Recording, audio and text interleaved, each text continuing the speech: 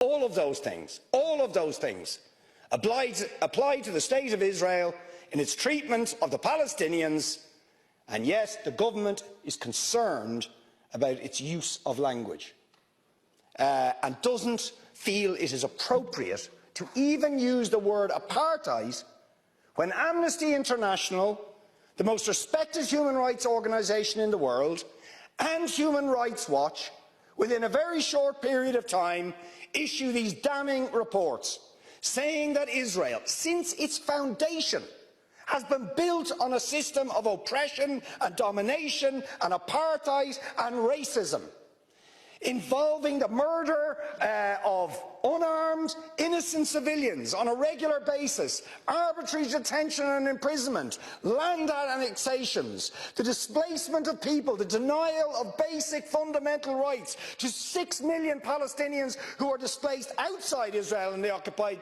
territories, to the right to the return to their homes, to the illegal blockade of Gaza, which has left, as they say in the report, Gaza in a permanent state of humanitarian crisis, denying people access to food, to water, and treating the Arab population as a whole, the Palestinian population as a whole, as an inferior race. I mean, it doesn't get stronger than this. And yet you want to be careful about your language.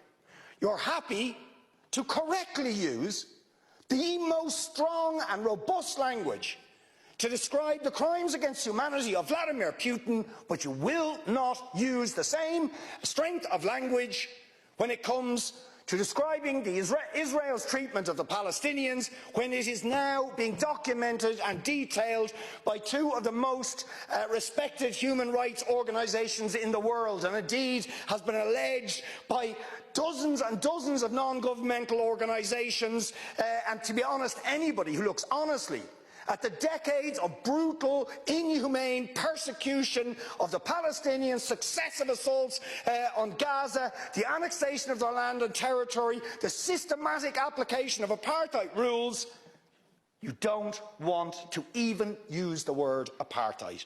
Never mind sanctions.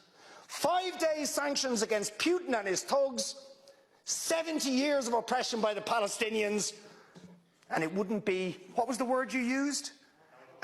It wouldn't be helpful to impose sanctions.